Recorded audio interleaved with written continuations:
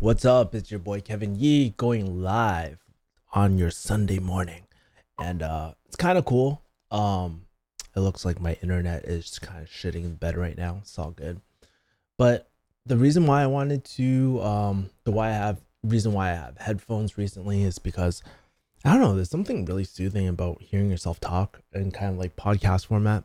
I was actually doing I shot 2 episodes of my new podcast or video podcast on YouTube. I'm not gonna upload on like iTunes or anything like that. But there's something very therapeutic about listening to your own voice, and you're just like in podcast mode, when you have the headphones on. So thought it was really cool. Recently I've just been actually really, oh man, I don't even know where to begin, but I just been feeling like kind of burnt out, I guess, a little bit. Um Burnt out is kind of an understatement too. It's like this point where kind of like I've been just suffering from like extreme exhaustion, which is very rare and weird for me. And I think as I get older, by the way, I'm turning 31 Savage tomorrow, so I'm pretty excited for that. I feel like life gets better and better each time every single time I just get a little bit older. So I'm pretty excited for that. I know a lot of people aren't excited getting older, but for me, it's just like, dude, every single year I learn so much. I grow so much wiser. I look at my growth even within the last year, and I've grown quite a bit since one year, like 2 years ago, even 5 years ago, man.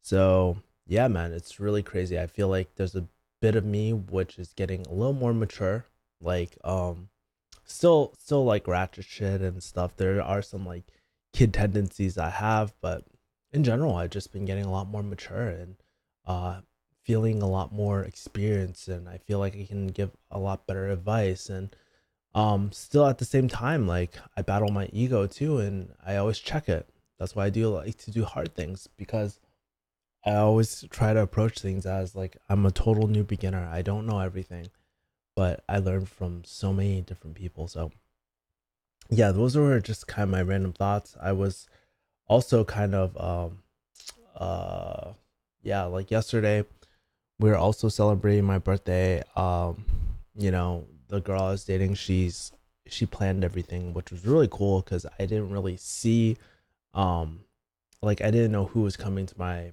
quote unquote birthday party. All I knew was like Korean barbecue and going to kind of terracotta after and shit. So that was really cool. Um, very, very, very blessed. Hold on for a second. How do I open the chat really quick? I feel like it's not very. I'm still trying to use this like new software and stuff. So, uh, let's see. Let's see. Let me see if I can open up my chat. Show. Well, anyways, for those that are watching, how's your Sunday going? If you haven't commented already, comment, like, subscribe. Make sure to see if you're still alive here, because I'm just totally using this new this new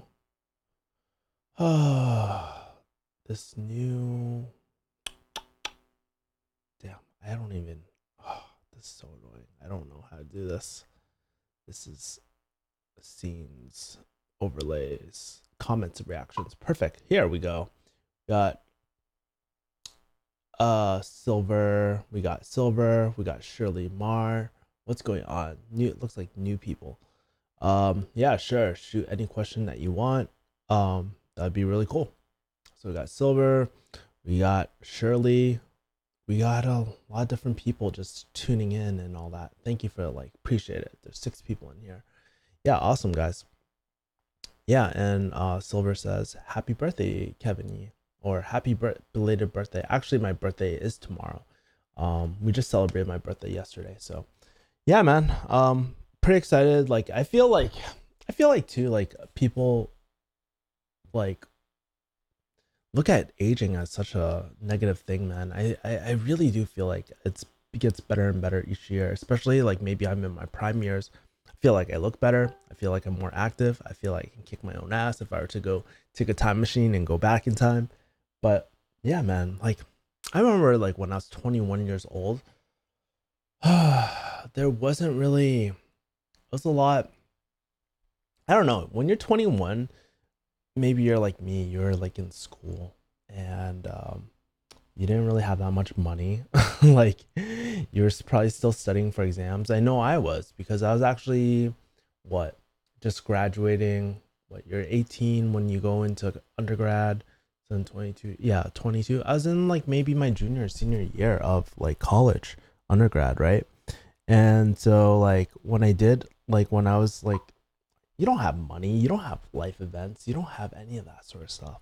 But now, like I'm 30, yeah, maybe like I had to start over because I'm like basically doing a startup agency, right? So it's a lot more tougher at 31, but at least I have the freedom to do what I want. I'm not stuck in school. I don't have to live with my parents. I don't have to live with my parents or anything like that. So yeah. Um, Silver says, I know you stopped doing pharmacy, but I want to ask you about the saturation of the job market. I'm really interested in field work, but have doubt due to pharmacists being not being able to find jobs. And yet, Silver wants to know any advice. So let me highlight your comment, Silver. I'll just answer it, man. Um, as far as like pharmacy job saturation, there's nothing you can do to really control those. I think people fixate too much on the actual like saturation of the market. And yes, that is a important thing to know, but the real question you should be asking yourself is how do I position myself to stand out from a saturated market, right? So when you go in with that mentality, you're not relying on luck anymore. I think way too many people just rely on pure luck about like especially job markets, pharmacy job markets, when even like for a lot of you guys that are that maybe you didn't match. It's not the end of the world at the end of the day, right? If you look at the long-term scheme of things, you will probably like if you want it that bad, you can definitely get the residency of your choice or get the job of your choice, right? But it does take preparation and you should have an intention for everything that you do, right? And I feel like sometimes we don't really ask ourselves the question like, okay, what kind of job do I want? And what can I do? Like, who are the people I need to meet? Who are like, what experiences do I need to have to really like position myself in this field to really stand out, right? I think that's really, really important, right? So positioning is so important. Like, honestly, don't do what everyone else is doing. Everybody else is probably working at least like a random like CVS or community, and you might not have that opportunity. But like what I'm saying is like, dude, especially with the internet these days, you can meet anyone, leverage off their experiences. Hell, the internet's the reason why we're actually talking, Silver. So I just want to let you know that that's something that's really important. How do you position yourself? And I would say that if you want a concrete answer, um, I would say start associating yourself around people in the job that you want to be in. So if you want to be more in PBM and stuff, start meeting people in senior management positions for PBMs. Like I would start reaching out to them, not like when you need a job, but way before that. Because here's the advantage of being an intern, right? People love helping students. I currently help a student right now. I use the same technique that I'm telling you right now with him, and he's meeting pharmacy directors, right? Really, like, obviously, it's a lot more elaborative and stuff, but that's the general sense of it. And I obviously can't go into it in just like a short like video like this, but like, do you think by meeting pharmacy directors and gaining rapport and kind of like doing projects and helping them out, do you think you're more likely or less likely to do you think you're more or less likely to get your dream job? Maybe referrals. Maybe you can't get a job at their institution, but maybe they have a connection somewhere else. I'm telling you, connections and networking are so underutilized. And yeah, so hopefully that answers your question, Silver. I honestly, I don't think like if you go through the front door and start applying, you're just gonna be commoditized because everybody else is doing it. You have to have a unique selling proposition, do something that no one else is doing, and or maybe not no one else, but very few people are doing. Right? That's how you stand out. Seton asked, "Hey Kevin, do you have any recommendations on finding a high income skill?" Yeah, I've talked about this a few times. Let me see if I can share my screen. I'm gonna pull up something really quick. And now I can actually do this like through this software. It's pretty sick. Let me just open this up. Can you see this? So this is from Billie Jean is Marketing. And if you want to know about high income skills, let's really take a look at the business wheel. This sort. You see my cursor? Um, it's like the business wheel. So I would say most high income skills are probably within here, right? So marketing, sales, tech, operations, finance, legal, HR, customer support. So anything that supports one of these areas is most likely a high income skill. And high income skill is something turned by Dan Locke that makes you 6 figures a year, right? There's a lot of different things that you can do, like a lot of different options. It's not really set in stone, but I have a real bias toward copywriting, and I have a real bias toward closing and stuff and marketing. Like those are like really great high income skills. Some people will say like, hey, do YouTube is a high income skill and stuff. But in my opinion, like I think like I think being a sort of a consultant type of thing is great. Like if you can consult in some sort of expertise, that is great. You know what I mean? Um, but anyways, I would say start off with one of those things, right? Start off with what you're strongest at. Um, Start off with like at the end of the day, you're always going to need closing at the end of the day or sales, because here's the thing, you're always going to need to kind of close people on ideas, sell your vision, sell yourself, position yourself in a very unique way. Like for example, if Silver had the skill of closing, he could probably, that would greatly increase his chances of getting a job, right? Like getting his dream job, but no one ever tells you this stuff, right? It's kind of like, it's tough, man. I think marketing and position, like marketing is really important and stuff, and that's why I love it. Thank you for a like. If you guys are liking the content I'm like spitting out right now, feel free to give me a like and make sure to subscribe and hit the bell, man. Hate to repeat myself like every single other YouTuber, but honestly, the truth is, unless I remind you guys aren't gonna do it if you're not subscribed. So that's the thing. Hate to be a broken record. I get the gist. I get the gist of what you're saying. Thank you. Yeah, no problem, man. If there's any other questions, like feel free to shoot it. It doesn't look like there's a huge amount of people this Sunday, but yeah, man. Like, dude, like, yeah, that's why I try to donate one of my hours, because I just want to share my experience with y'all. But as far as high income skills sets in, like honestly, you gotta find what high income skill suits you. And here's the thing, you gotta realize not everybody wants to be an entrepreneur. I sometimes need to check myself that, because I sometimes forget, like, why wouldn't you want to be an entrepreneur? But I realized it's very, very few people. Everybody wants the benefits of an entrepreneur, but no one's willing to put in the work. And I hate the word entrepreneur, but there's no other way that I can really describe what like starting a business owner. Maybe there's a better term, but honestly, like, yeah, I mean, maybe having, like, I would say being able to talk to people is a high income skill that's never going to go away. I think if you can do that, then you're gold, right? um Shirley Shirley says, Kevin, I'm beginning my undergrad. I'm really passionate about health. I'm going to register for a registered dietitian, and I'm just in fear I won't make enough money. I also do makeup and beauty. On Is there more? Is that it? That's it, I guess. That's weird. I can't see the rest of the comment. Um, but anyways, what you see is what I see.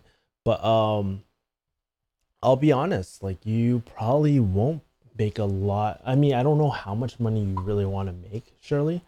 Oh, makeup on the side, and would love to combine both, but I have a fear of not making enough money. How can I get over that fear? I've even considered dental school just in case, because something something something. Wow, I'm getting a lot of comments right now. Shit, people like my advice. That's right. Appreciate it. Um, yeah, and Shirley, let's tackle this one thing at a time, right? So it looks like the first thing that you're struggling with is not making enough money. Shirley, and let me ask you, like, how much money is enough for you? Because making enough money means a lot. And I don't want you just throw a number. I want you to really think about, hey, if you were to make that much money, what would you do with it? Because that's always the thing. You want to reverse engineer your goals rather than just set arbitrary goals of like, I want to make 100,000. Great. Why is that 100,000 per year worth like important to you, right? Why is having six figs important to you? What would you be doing it? And let me bring up the life wheel again for Billie Jean, because I think it's a great way, right? Or actually, I'll give you a simpler framework. Like, what would it mean for my health, wealth, and relationships? Break it down into those three categories and really paint. Well, would having more money really help me in those areas? And if it did, how would it get me there? Great. And create really, really concrete goals. Not just like, yeah, it would make me more friends. No, just think about, hey, you know what? Honestly, I want to be that person who takes his friends out to dinner, or can treat his friends out, or can treat my family out for family dinners once a month. Very concrete goal, and you can put a number to it. It needs to be a SMART goal, specific, measurable, actionable. What does R stand for? I remember T is like time frame or something, reachable or something. Like, yeah, R is reachable. You know what I mean? And to be honest, I don't even agree with the SMART goal, like the R in SMART goal. I think you should be doing really great stretch goals from time to time. Um, Ideally something like kind of reasonable, but not like, dude, I want to go to the moon. That's way too crazy. As it baby steps, you know? So yes, reverse engineer, and let's do some research really quick, right? I like this new software, by the way. Register dietitian annual salary. All right, and let me see. I'm gonna share this with you. So so it looks like you like a registered dietitian makes about 60K in like 2017. Oh, that's good.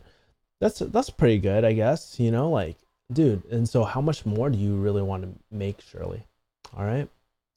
So, but also like, let's go into your second question, like your second part, Shirley.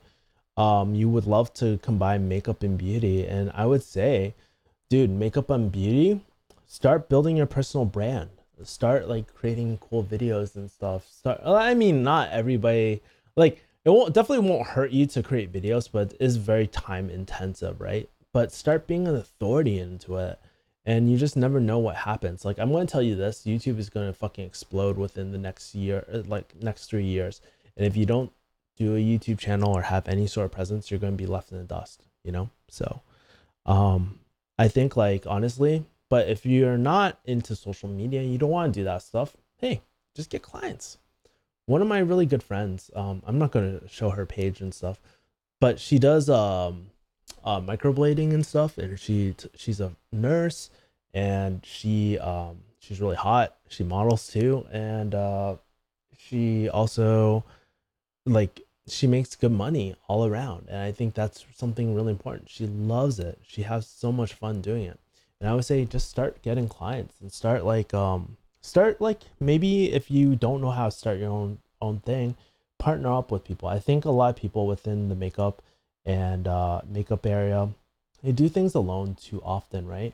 So if you can create something with your friends, that's even better. Maybe, I don't know, you can create like a makeup, like, cartel or some shit like that, where you go do people's makeup, and or you specialize in a certain niche, right? Thank you for the like. I really appreciate it, guys. Guys, if you guys are watching, there's 11 people in here. 7 people haven't hit the like button. Hit the button no matter what. Up, down, don't fucking matter. Just engage, guys. I love more engagement. Okay? Cool. Shirley, I hope that helps you a little bit. I even consider dental school just in case, because I have an interest in it, but the debt amount. Yeah, and here's the thing. Don't throw yourself in huge amounts of debt. We live in the age of the internet. Plenty of opportunity, plenty of forums too these days too, like Reddit and stuff like that. You're right. Thank you so much. I appreciate your advice. No problem. No problem. And guys, I'm going to do another shameless plug. Like, comment, subscribe, hit the bell, son, so you get updated for all my videos. Even though this week I've been kind of slacking, guys. No lie. I really want to answer this guy's question, DJ Donnelly. I broke up with my girlfriend. Any advice to win her back? Dude, real quick question for you, man. If you're still on here, why exactly did you break up with her? Like, to begin with, right? And why do you want her back in your life? Because chances are, if you broke up with her, there was probably a really good reason that your gut was telling you, and maybe you're just going through FOMO or something like that, fear of missing out, and you were like, fuck, she was really, really great. Hold up. Maybe it just wasn't. I mean, she could be a great girl. But at the end of the day, there's a good reason probably why you broke up with her, man. Not saying that you should get her back, but I think it's like, oftentimes we overthink things way too much. I think something like asking like, or just being straight up, just being like, hey, blah blah blah. I honestly think if like let's say if you're willing to overlook any sort of problems that you had in the past, I think it's just easiest to just be like, hey, what's going on, blah blah blah. I know that this is kind of awkward for me because I was the one that broke up with you, but over the last X amount of weeks, I realized that I made a huge mistake, and this is why. And I know there's a chance that you might not take me back. That's totally fine, but I just wanted to just let you know and see if there was any way of making this relationship work out. Let her decide. You can't manipulate someone into going back into it. And honestly, that makes you more of a man to just really put down what you want, to be very like, dude, if you're like, that's what I think a lot of kids, not kids, right? Because I'm like not that much older than you guys. If I'm older than you, maybe like there's a good chance I'm pretty a little bit older than you. But I think like part of being a man is not being scared of what other people think, and just really saying what we want from people, or what we want, our intentions, our goals, and being vulnerable and being shut down. Like, I know how it's scary it is, like just approaching women too and stuff. Like, it's very scary, like your first time, you don't know what to say and all that, but that's a part of life, man. Like, she like, if she's not willing to work it out, guess what, long-term vision probably wasn't a good fit anyways, right? And I'm not just saying that, it probably wouldn't, because you got to think about it like this too. Like, with if she if she's not willing to work out kind of the smaller problems, then chances are she's just not the right fit, guys. So I hope that helps, DJ Donnelly. I'm not sure if you wrote anything else after, but yeah, cool.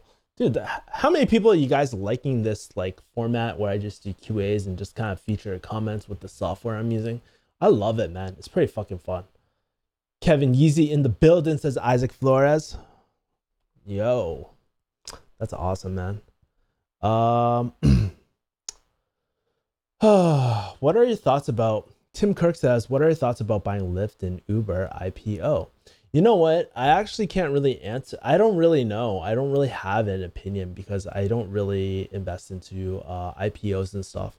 But if you want, what I can do is I can invite my really, really good friend, Silver Talks, and he could probably talk a lot more about that. But to be honest, I don't really do IPOs and all that sort of stuff. Sorry, Tim. I think it's really important for me to also be equally as not equally as open and honest about what I know and what I don't know too. So yeah, I don't really have thoughts, but when I was talking to Silver, like I did a podcast with him. And if you don't know who Silver Talks is, he runs a trading group and stuff. He's a very entrepreneurial Asian guy, into Toronto, chilling with Drake and shit. But he's telling me, like, with a successful IPO, you can easily make 4 times your money, man. And yeah, he's telling me all that. But since Lyft and Uber are so popular, I don't know. I really don't know. I have zero experience doing it. Felix Lee, what's up? Felix Lee says, hello, fellow HTC fam member, currently season 9. Are you closing full time? If not, do you mind sharing what you're currently focused on? If not, sorry. Great job building up your brand. Hey, Felix, what's going on? I would say I am sort of closing full time, I guess. I manage clients, right? And I think it's like there's a balance of me managing my clients, and because you got to think of it, I'm like essentially the freaking I don't know if you watch Chinese movies, Stylo. No, fuck. I'm essentially like, you gotta realize, like for me, I'm essentially like a my group calls me supreme leader, but I'm essentially like a partner for a closing agency, meaning like I'm in charge. One of my main roles is to really look for contracts, set up contracts with different clients, and really that's pretty much what I do. And I do closing as well on the side too. So if you guys do get to speak to me on the HTC funnel and stuff, like dude, I do take closing calls from time to time, and I do train my team to kind of like be able to execute on that, you know. So really, really, that's what I kind of do at the moment, right? So sometimes my days, they're really more fulfillment based, so I'm like closing more and more deals, or I'll be training, or I'll be talking to juniors on my team and just really training them up. I do have a partner too, and if you're wondering how all of a sudden like I started learning a lot, is what there's two things that helped me learn really quickly. It was one, experience, right? So actually like managing clients, but also having someone who's a lot more um further along the line than me, right? Um like a lot not further along the line, but like someone also more experienced, like almost like a mentor where I can learn from, right? And I like to learn from consultants because they manage projects, they actually execute, they're really, really great. So I've been learning from consultants, man, and the way that they position themselves is really great. But anyways, as far as closing goes, some of the things that I focus on when it comes to closing client, like the type of closing, the type of like products and clients I like to work with, mainly in education for the most part. Like I'm an education guy. Like I love buying courses. That's me. I know the customer experience. I know what it's like to buy a course and not like and not know if you're going to get positive ROI from it, you know? That is my niche. I just love that. You know, I also like coaches and other service businesses too, but for me, I think I highly believe in education. It's one of the reasons why I have this, my Mont Blanc pen that I close deals with. But I have that because I care about education. I think like if you are beginning and close, like I think a great way to start closing is just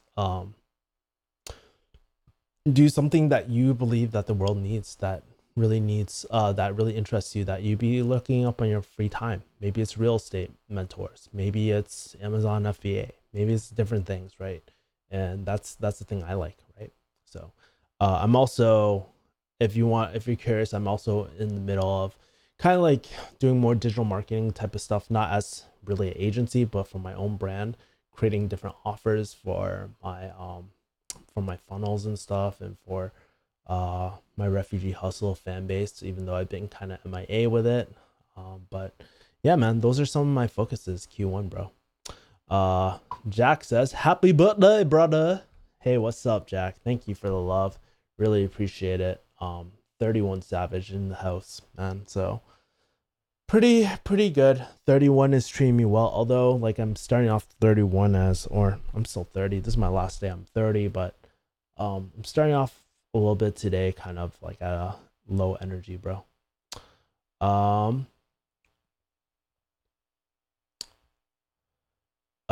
Can data analysis open up opportunities for pharmacists? I'll get into opportunity. Can data analysis open up opportunities for pharmacists? What are your thoughts? Can you elaborate a little bit more, NZ and Ned? Like what you had in mind? Like like be a little bit more specific, or I kind of don't understand your question. Tim says, I'm starting to get into stocks. Any advice about what percent of total's worth should be invested in the stock market? So like for me, um, it depends, right? So like I like to have my fundamental money and my play money. So typically like how much money did I allocate? Maybe about 20% of, I think 20 per up to 20% of my money, like total, I guess. Maybe about 20% of my cash was actually invested into the market per se, right? And within that, like you have this bucket, right? And some of it will like I don't know how Tim, from what I remember, you're probably a lot older than me, right? So you're probably gonna have some in bond funds, probably gonna have some in indexes and stuff.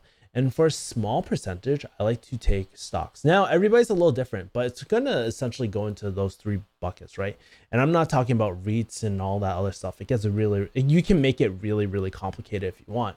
But I mean, typically of my, of my, uh, like the money that's going in the market, I'll take about 5% and just play with it. I think it's really important to have play money to have some sort of excitement into investing because that makes you, it makes it fun again, you know? And I'm not saying like you should invest like with fun money, like you should just invest because it's fun, but because things get really stale.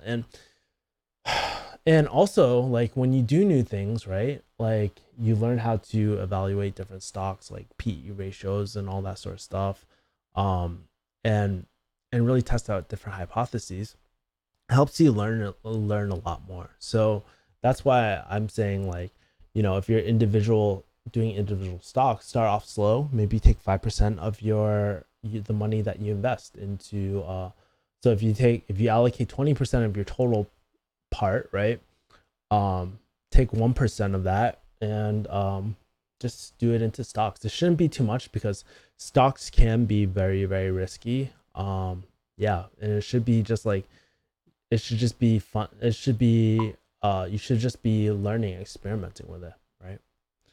Uh Jack is like learning a lot, brother. Thumbs up. Uh hey Kevin, how did you get a consulting role that you have right now from graduating HTC? Well, it's because like here's the thing, I position myself as a consultant, right? And kind of helps when other consultants tell you like, hey Kevin, what you're doing is essentially consulting. That's all you do. I'm like, okay. But essentially, you gotta realize closing is just being able to navigate people's like conversations and really ask people about the problems and try and figure out solutions at the end of the day, right? Like consultants are really good. It's almost like even take pharmacy consulting. You never like when somebody goes up to your counter, the first thing you don't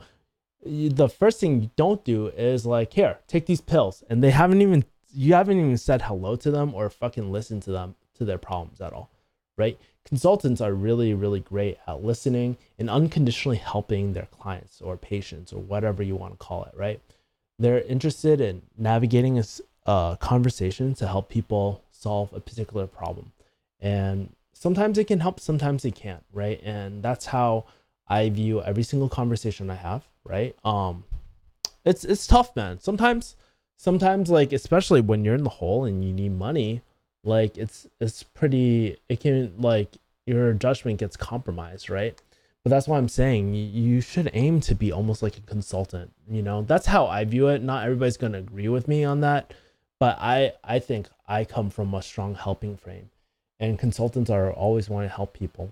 People might not like them, but they're always willing to help you and find out the best solution. You're almost a business doctor. So yeah. uh Isaac says at least 10% of your overall income. Do more if you can afford it. It depends, man. And I think that's the thing, right? You don't like, I don't know. Tim, like, you got to realize if Tim was like a 18-year-old, right? With like, it doesn't really matter. He has tons of time to play in the market. That could be great advice. But if he's also like 60 years old, that might not be a smart idea, right? I would say like, hey, you should be investing into things like index funds as your main foundation, regardless, right? And then play with the percentage of stock, individual stocks, man. But I know people who are also on the opposite side of spectrum too, where they definitely invest like, God, one of my friends, he's like invest like of his like investing money, he's probably like investing into almost 50% of his money. But here's the thing, like there's ebbs and flows with the market and stuff, and you gotta ask yourself, why exactly do I want to invest into stocks, right? Like reverse engineer, like, okay, what dollar amount do I want to get to at least within the next year, and is stocks though actually the way that I want to go? And it's perfectly fine to just be like, you know what, I just want to fucking experiment and see what's up, you know. So uh Tim Kirk says, do not use charts to analyze equities. Fundamental analysis is where it's at. And actually, the more traders I talk to, Isaac, you're right. Fundamentals is like so important. Um, my good friend Silver, I just did a podcast with him, and he agreed. And I forgot, Isaac is a super like is pretty experienced in this, so you should listen to him. But yeah, guys, send me more questions, guys. It is what, I got 15 more minutes. I'm actually going to be meeting an HTC guy, like like one of the closer, the nominee people is here in town, so I'm going to be meeting up with him. Let me just check my text messages. He's young, so he has the same opportunity to do more risk to recover. Exactly, right? I think we're on just the same page. The only thing is that I just want to clarify too, because I know my demographics too. Like I don't think I have any super old people. I think like maybe like, dude, it's so funny. I was checking out my analytics, and like there's like a small percent who are 65 and older who watch my videos. I'm just like, oh, uh, cool. Sure, yeah. Cool, cool. Yeah, and if you guys don't have any questions, I do want to share one thing with you guys recently, that I've actually been really struggling with, and it's kind of like, I wouldn't say fucked me up, but it's been really tough. Like honestly, I've just been so exhausted. Like I haven't felt this exhausted in a long time, where like I can't even get out of bed. It feels like every single time like I need to send a text message to, it feels like doing a 500-pound deadlift, man. It fucking sucks, bro. And it's been kind of affecting my like self-esteem and stuff. Not self-esteem, but also like momentum in life, because one of the things that I realize that keeps me going, keeps me very positive, is knowing that every single day I show up and I'm taking action for everything I'm doing, right? And I just realized over this last week, like way too often we take our energy levels and all that for granted, you know. So I don't know why all of a sudden I've just had this sudden crash. Maybe I need to do some blood work. Maybe I don't know, like I've laid off pretty much all the stems in my, like, I think honestly it might be an adrenal problem. But yeah, man, like, dude, don't take your health for granted, don't take your energy for granted, man. And when you're young, like I just realized like it's so damn important to make a lot of mistakes and take a lot of risks. And like, you know what all these questions have in common? It's just like uncertainty, right? Like uncertainty of outcomes. I think a lot of time too, it's really great to just like and fail forward and just like make tons of mistakes, especially while you're younger. So those are my two thoughts, 2 cents, right? Um, let's see. Uh, what else do you want me to talk about right now? Because if you guys don't have any more questions, I'm going to end the stream right now. My homie is waiting and stuff. So um as far as I'll wait a few more minutes, but as far as everything else, guys, make sure to like, comment, subscribe, uh, and hit the bell. I know I sound like a fucking broken record, but like I said, I gotta mention it every single time, so all y'all remember that.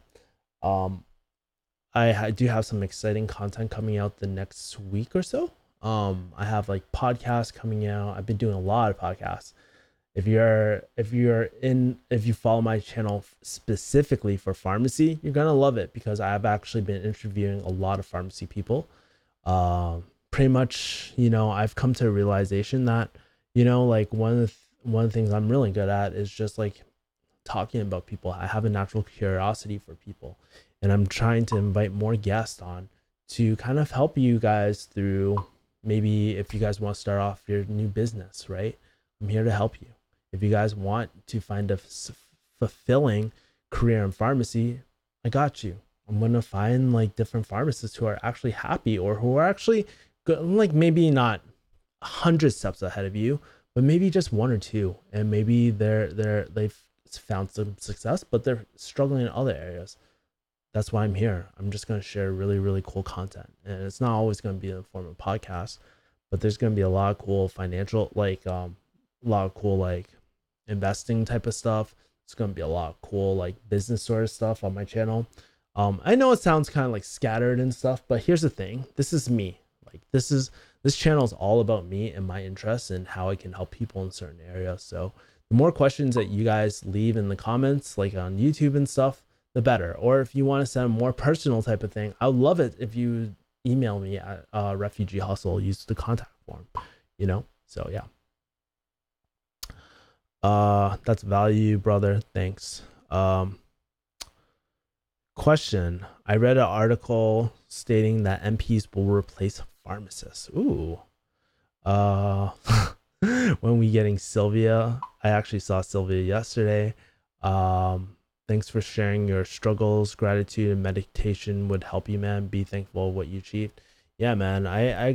Dude, I do gratitude and meditation all the time, man. But sometimes, like, at the end of the day, it's not always about gratitude and meditation. It's really about energy management, man. The physical part as well. But let's you have a really good question, Philmon. And guess what? I don't really know what to say about that, but let's see. Hold on. Let me go back. Let me go back into the screen really quick. MPs replacing pharmacists. Yeah.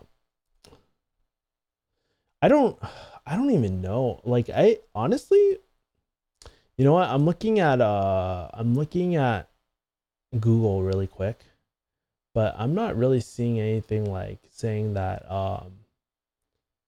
MPs about replacing pharmacists, right? But I do believe that pharmacists, like our career, is kind of threatened. Like I'm a pharmacist, and I'm still trying to figure out our USP for pharmacy, right? Because in the past, it really made a lot of sense about pharmacy, but especially with growing technologies and expanding healthcare roles and stuff, like it's getting kind of blurry. Honestly, like I don't know if you guys agree with me or not, but don't you find it a lot harder to distinguish like a PA and a nurse practitioner and maybe even a doctor? It's getting harder and harder for the public to distinguish that, and for pharmacists, I think it's great that we're getting provider status. We're definitely underutilized, and one of the best ways to I think like one of the best things for pharmacists to be respected is to expand our practice, right? But unfortunately, it's not a quick snap of the fingers. It takes time, legislation, and all that sort of stuff to actually come into effect, right? So I don't know if MPs will replace pharmacists. I feel like it's also a very different scope of practice as well. Good book I recommend. Good book I recommend. One good book that I recommend. You want to know a book that I actually gift out to a lot of people? I'll pull it. Hold on.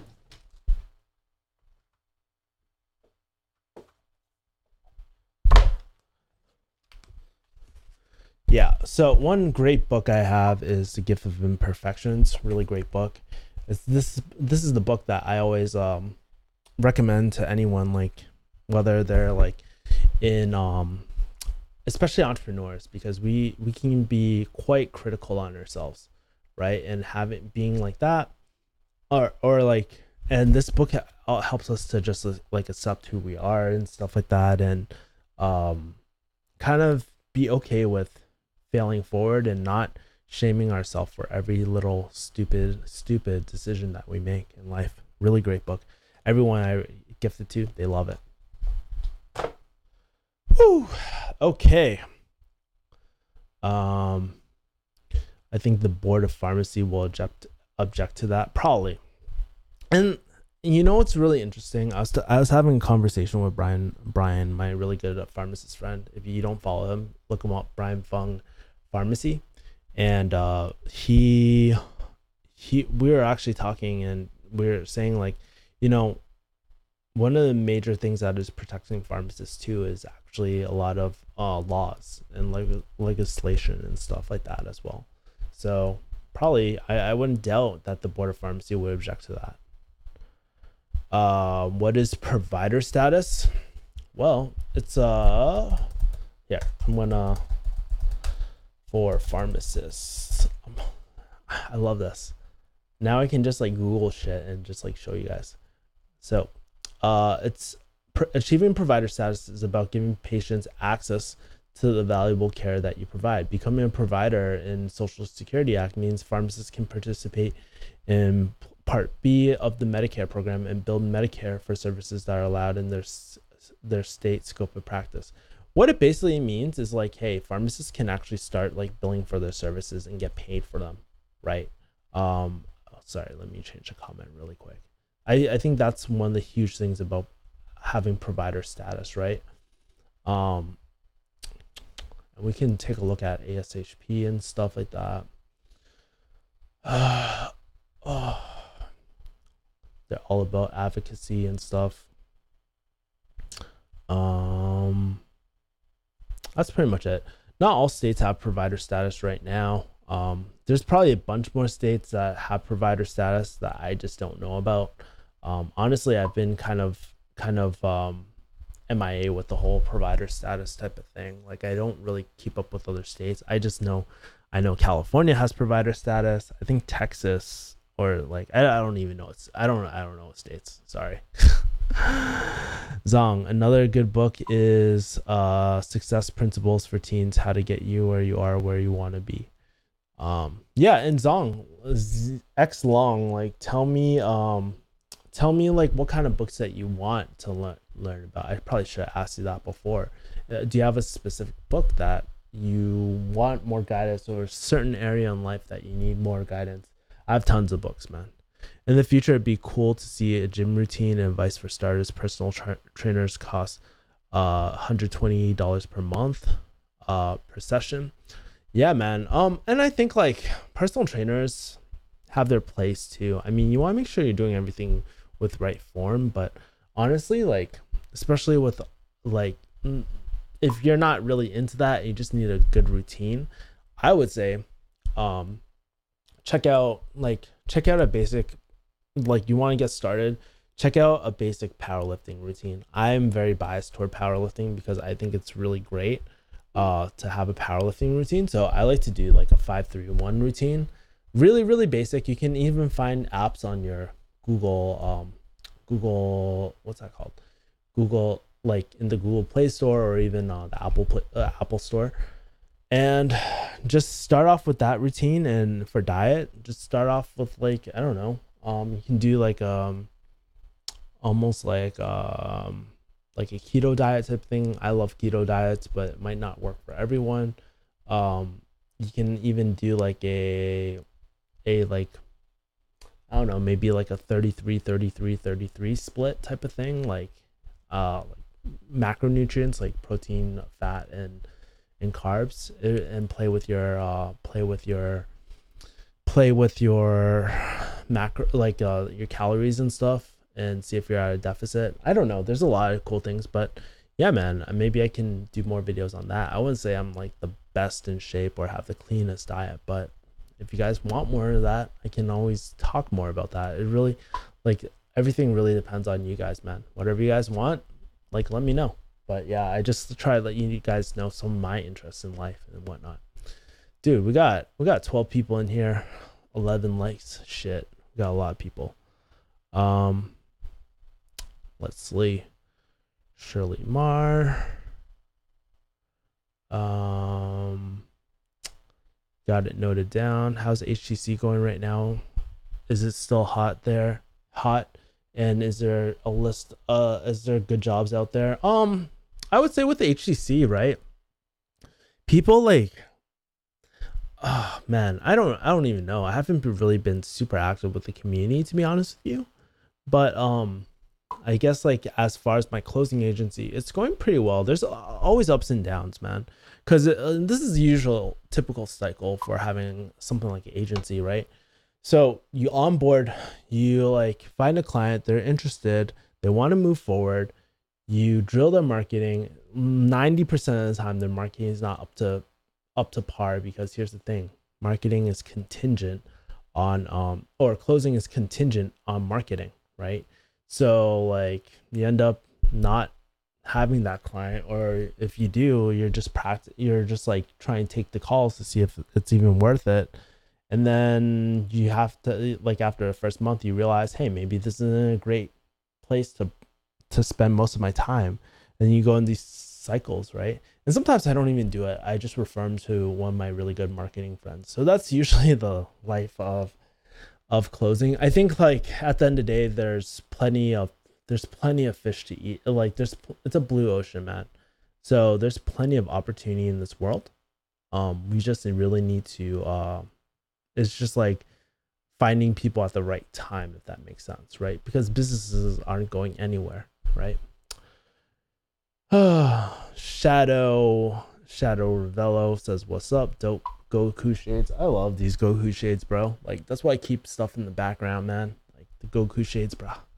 Any insights on pharmaceutical sales? I want to get into it. Get into it. Graduate next spring. um, Man, I don't really know that much about pharmaceutical sales, to be honest with you.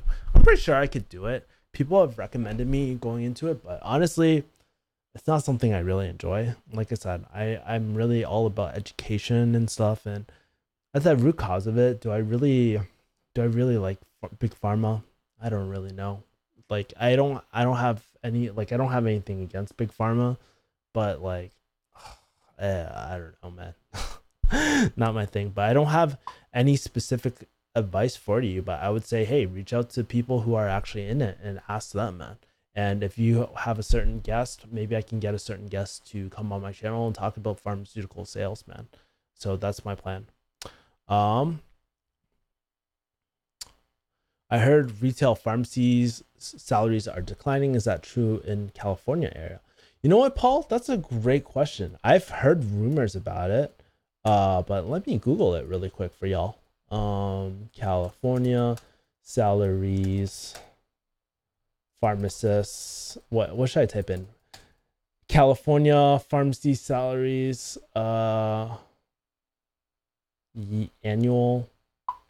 salaries. Let me see. I've heard a lot of rumors just because like I hear like it's a lot more saturated, but I don't know how true that is, to be honest with you. So let's take a look at this. In Washington, that's the rumors I've been hearing. Actually, you know what? Part of it was true. My old company, they actually decreased their rates and stuff. So let me go into the screen share. Average pharmacist hourly rate range. Does it have year by year breakdown? Would it say on Indeed.com? This is literally the like kind of the research I kind of do, bro. Pretty. Let's see what they say. Tim says, "Oh wow, we got a celebrity in this chat. Paul Train." Paul Tran. Yeah, Paul Tran is a really good friend of mine, man. He's a really good dude. But yeah. Let's see. Hold on. I got so many screens open. I gotta delete some of these screens.